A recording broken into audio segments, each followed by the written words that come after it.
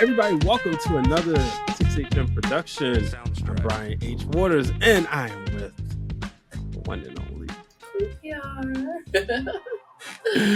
my favorite person. You are my favorite person too. Oh, thank you. We've done a lot of things in this business, and one of the things that we have to talk about, because in order for us to get there, is networking. Yes. And I'm very excited about that because we talked about for those who saw our intro video, we talked about us, combined having over 20 years of experience. And there's no way, without a shadow of a doubt, that you can get anywhere in this business without networking. Yes. And we met from sort of like networking also. Mm-hmm. On social media in real life. I wanted to do this particular video on how to network because I feel like it's one of those things that most people don't know how to do it.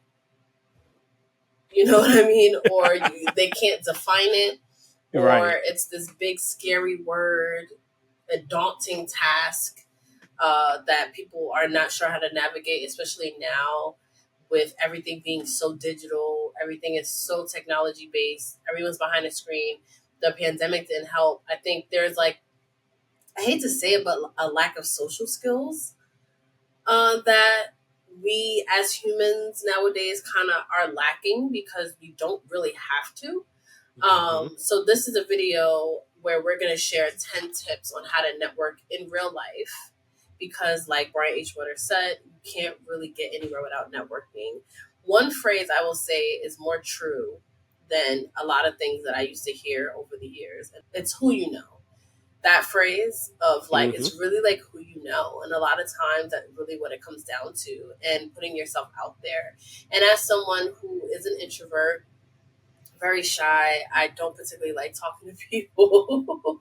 I hate networking personally. However, I've learned over the years it's something that has to be done. So I have learned sort of tricks for myself that I want to share with you all of how to kind of make it where it's not this intimidating thing. Yeah, and I'm glad you said it's not what you know, it's who you know. Mm-hmm. And I think we'll be doing ourselves a disservice and our audience a disservice where there's actually a second part to that phrase. Mm. And it's, you know, not what you know, who you know gets you in the door, but what you know keeps you there. Mm. And a lot of people don't talk Right. about that part. That is And we such a will good have point. future conversations about that. But I would be remiss to say that my career essentially began with networking because of who I knew. I grew up in church, and one of my mentors, Sam Davis, was somebody who I watched his career from me being a child, knowing this was the guy at church who covered sports. So I went right to him and said, "Hey, I want to do what you're doing. I want to learn. Can you show me?" And from that moment on, which I'll go into details with that in future episodes. But from that moment on, it was networking that got me to where I am. So I'm very excited to share these 10 tips that we have. Same. And as you were talking, I couldn't help but want to share a story of how networking got me to where I'm at. But I think that is a separate video of us sharing just sort of the steps because my career started literally off of networking at a restaurant. Like I was a hostess at a restaurant in Central Park, and I just happened to meet the right person that connected me to the right person, and that jump started my career. And I met this fabulous woman who became my first boss, and I'm actually going to her wedding. We're going to her wedding next weekend. Actually, my first boss. Back when I was 21, and just the journey of all of that.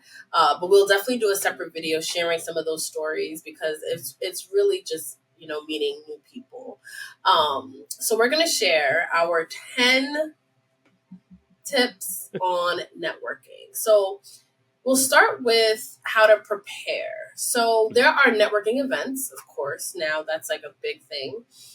However, there are other occasions where networking is involved or you should be networking. And for us, I'll say some examples because there's so many times where we're just like in the same room with like other media professionals or celebrities or wrestlers or people that we might want to know. But there are so many occasions that calls for networking when you want your career, like bars, events, shows, anything that is related to the work that you do is an opportunity to network. One thing I think is fun that I will mention that me and Brian H. Water started doing because we're both we're in wrestling media, and that is a very small circle, and we do go Mm-hmm. to things that are outside of that bubble. Jameson invited us to a party to celebrate pre St. Patrick's Day in Manhattan earlier this year, and we were debating on, do we wear anything wrestling related, because it was a dressed up event. I love dressing up wrestling merch, by the way, but it was really one of those like, do we want to be that person? And we kind of made this rule. I don't know if you even remember, Brian, where one of us should have something wrestling on because it Yeah. is the biggest um, brand awareness. It's the biggest piece because you have that one person that'll come up to you, like, that NWO jacket you wore on date night, that Jameson date night, and how many people came up to you like, too sweet. And it's Yep. such a, you never know who you're going to meet. You never know that one person that, like, works at Bleacher Report and, like, is like, oh, we actually are looking for wrestling people. And you start talking to him and you realize, like, oh shit, this is the person that I need to hire right in front of me. So you never know. So I want to start this off by saying, and I guess this is a tip as well, the potential to network and what you can get out of it can exist in all places. So not Mm. just networking events, not just work related events. It can be anywhere, especially if you're out and about in these streets. You just never know who you'll meet. So always be ready to meet new people. So another tip that I'll say before you go to a particular event, I'm going to use WrestleMania as an example for Brian H. Waters and I, because it's the one time where we travel to a new city and we're around a lot of people that we should be networking with. And we've met so many amazing people and have gotten so many amazing opportunities from these. But I think doing research on some of the key players and stakeholders that are going to be in attendance at things that you're going to attend. And that can be from, I went to a panel this year. It was an Amazon panel, and they have a sector of the company that caters to Black leaders, Black people in the media space. And it was a panel with like the president of the New York chapter of NABJ, and there were some other key players that I knew that were going to be there from the flyer on LinkedIn. And Mm-hmm. I said to myself, I looked on these three Black women's LinkedIn pages. I found out what they did for a living, what companies they worked for, where they were from, just so I can have, as someone that's shy, and all of my tips are coming from someone that is shy and will choose not to talk to anyone, believe it or not. But it just gives you those little tidbits of like, oh, you're from Atlanta, oh, you're based in Atlanta, just those little things to kind of jumpstart the conversation a little bit. And then also, because people are going to do the same to you at one point, I'll say, because of social media. There's so many people that even if they're not following you on social, they'll come up on their feed. They'll be a fan of your work. Um, Mm-hmm. And that's can the you? thing, like you said, with social media, because a lot of times, if you've been doing stuff long enough, you're Googleable, Right. and people will Google who you are. Because understand, people are doing the research. Right. People are looking, okay, what's this person? What's that person? Because you always want to find that one thing that you can connect. Mhm. When you do your research, you find, okay, we have this in common or we have that in common. And it just kind of breaks the ice a little bit and makes the Yes. conversations more authentic. I've noticed this with me and going to different events where I was, just doing social media for doctors, and I was able to talk to them and find things that we may have in common. Maybe it was the same school, maybe it was the same region, or sometimes it's just a common interest. Yeah. And it could be as simple as that. And some of these people will end up becoming like friends or colleagues at some point.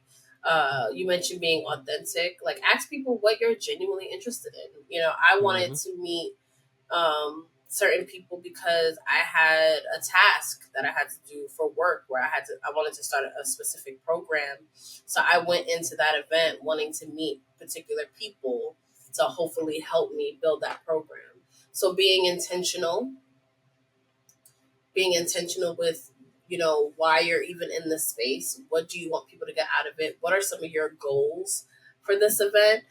You know, it's so funny. Real quick, Hmm. for the guys out there.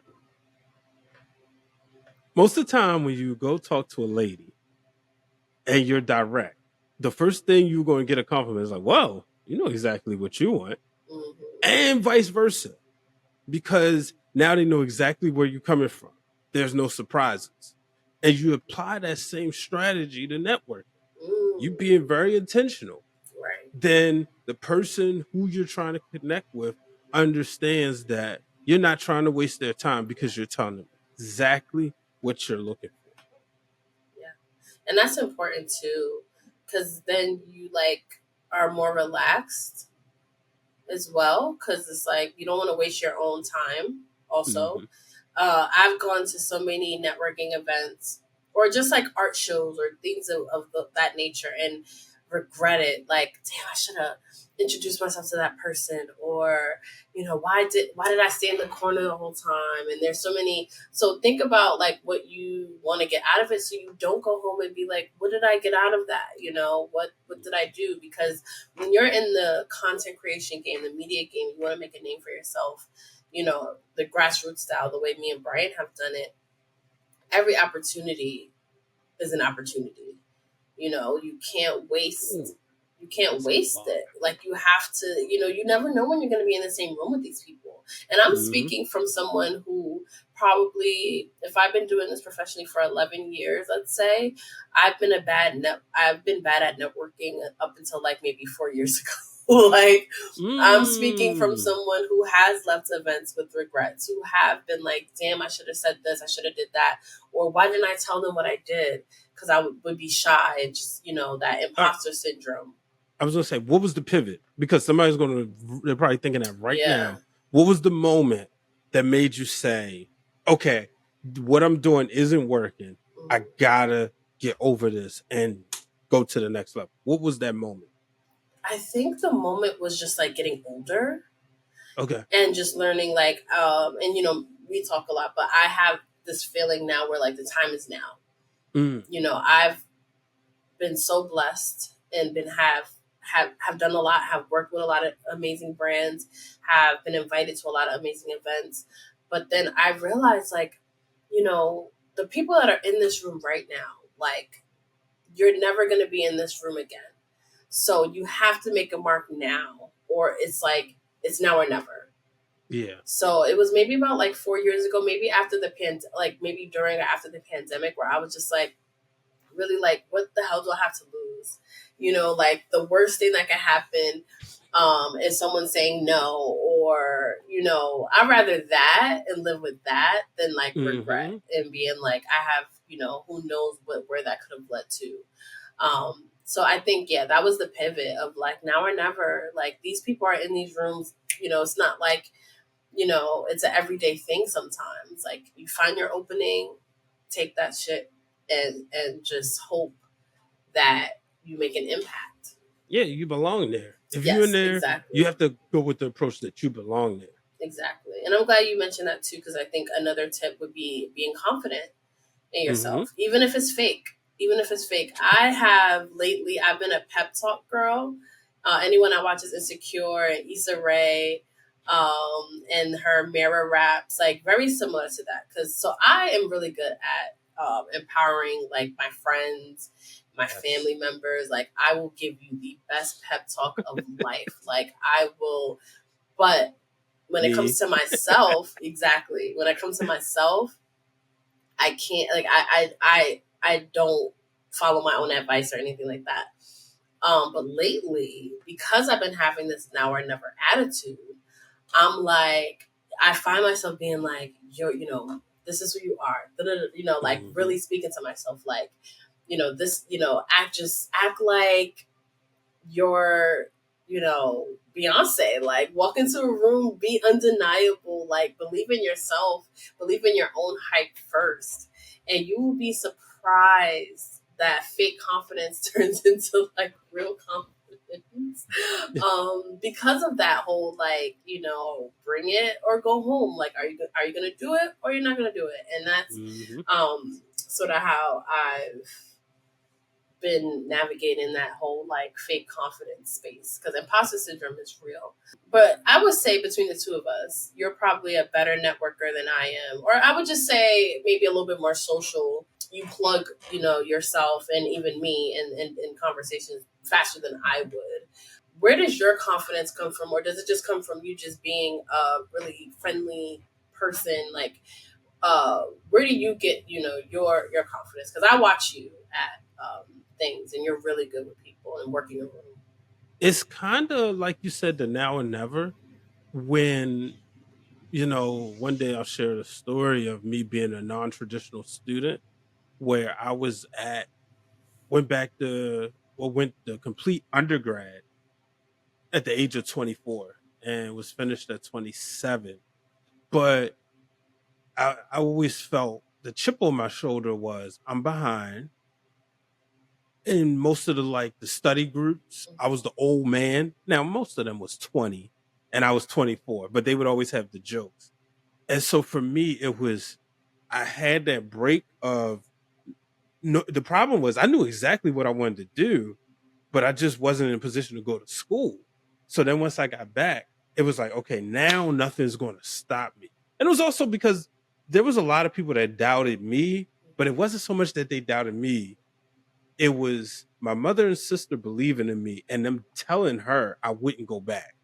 So now I got to make her look good as well as make myself look good. So it was always every opportunity in which I could advance my career or get an opportunity to be doing what I want to do, I went for it. So then I thought when I worked at ESPN, the networking stopped. I'm like, okay, I got the job. Right. I didn't realize once I got on that campus, I had to do more networking. And Mhm. that's what made me always continue. And even to this day, it's always trying to I always felt like I always have to promote something, whether it's the podcasts I do for work, outside of work, I always have to promote something. So having that chip on my shoulders would always made me say, I'm gonna go get it. And I love that perspective, because you weren't a traditional student and you thought about that. And you were like, okay, I need to kind of do a little bit more no matter how far I get to get to where I want to be. And I think that's really inspirational. Another thing that I do before these sorts of social events is I make a goal for myself, in addition to targeting who I want to meet, why I want to meet them, but also a Hmm. goal of like, I'm not going to leave until I met three people, something to that effect. Because it could be like really awkward. Like sometimes, like you're just standing around and you're like, who do I talk to? Like, you don't want to go to the bar too fast. You know what I mean? Like, you're like, when do I eat? Like, do I really fuck some food up, or like, do I be date? Like, so much is going through your head. Yes. But if you kind of go in with a game plan of like who you want to meet, but also like, how long do I stay is also another question as well, because you're like, Mm. I don't want to leave too early, that FOMO feeling. Did I meet everyone I need to meet? So I always say, I'm not going to leave until I introduce myself to three people and exchange contact with three people, share what I do, learn what they do. So I would suggest doing something like that especially if you're by yourself. Yeah. You want to, again, make sure that the experience is worth it. I also would suggest, I think I kind of mentioned it, but just networking everywhere. Yeah. Not just waiting for quote unquote networking events, but also like any opportunity you can share what you do and what you can offer. I live in New York City, so there's, opportunity everywhere in New York. Like everyone's doing something. You go to a bar for happy hour, the bartender has a business. They have a brand, they have a this, they have a that. Someone's always trying to sell you something. So when I'm in New York, any chance I get, I say, I'm a sports journalist. I do this, I do that. Most times I have a wrestling shirt on, so it's a very easy opener there. And because wrestling's so niche, you never know, like who knows who. But uh, those are sort of some of the tips that I've kind of come up with over the years. Another big one is following up. Now, I had to Yes. learn this the hard way where I got so good at networking. I was like, ooh, and then I would like get all these contacts and stuff like that, but then like do nothing with them. Mm. And then that's when I was like, what's the point of that, girl? So always follow up, whether it's a DM on Instagram, a quick email. Oh my God, it was so good to meet you. Bring up something you guys talked about personally. Like always just make that extra connection. Following up is very intimidating. I'm not going to lie to you. First NABJ, I remember getting a lot of business cards, and there was this one lady who was the vice president of CBS Communications, and she told us she didn't give us a card. No, she gave one person a card, and she said, "Share it with everybody, and make sure you send me an email." I believe I was the only person in my class to do so. Mm, Then she put me in contact with somebody who's a good friend of mine now, who was like, or maybe that person was the vice president, but she basically opened the door for an opportunity. Now, she was trying to help me find a job, but I was already in the midst of going to ESPN. And she said, "Oh, well, I'm gonna just give you a congratulations and make sure you let me know once you get the job." And we still stay in contact to this day. I met Rob Parker fresh off of leaving ESPN at the NABJ. He gave us his cell phone number.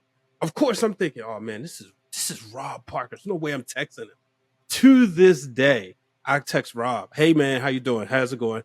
Congratulations." When he's in Baltimore, or he's going like he last year he did a baseball tour. "Hey, I'm gonna be in Baltimore. Come meet me for I'm having lunch with everybody." So no matter who it is, if they gave you their contact information, they know they gave you their contact right, information. right, And like you exactly. said, bringing up something you talked about. Mhm.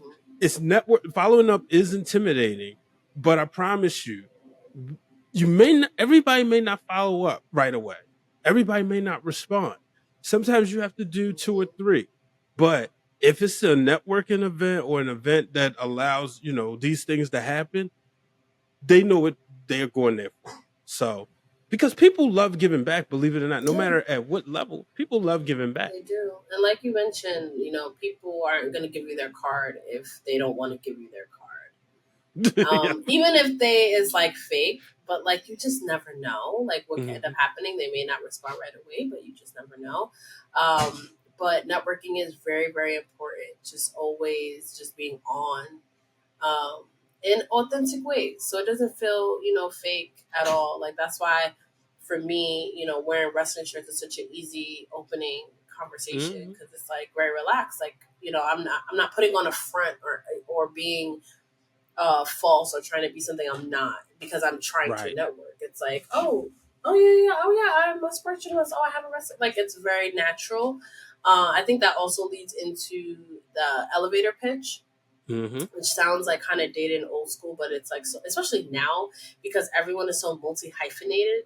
Like everyone does everything. Like we even have that problem sometimes because just being in the game for so long and having to become certain things that you never knew that you would be, and just prepare like, okay, what who am I? Like, what do I want Mhm. people to know me as? Like, who am I professionally?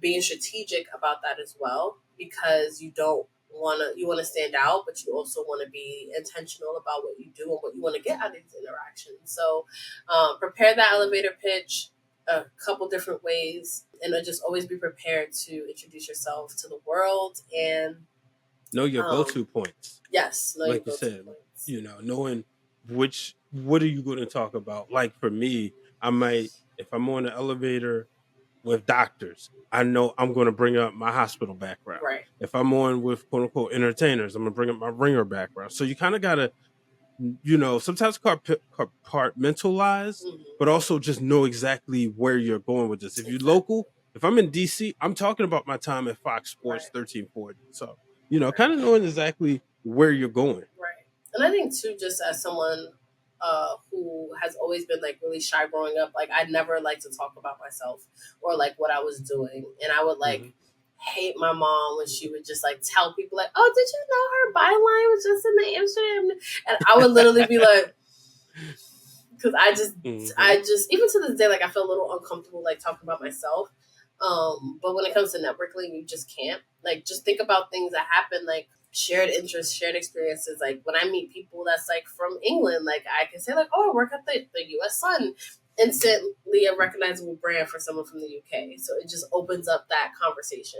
But I'm not gonna, I might not bring that up if I'm at Amazon Black Business. Like then I might mention maybe something different that I'm a part of and like what I do. So being strategic about that.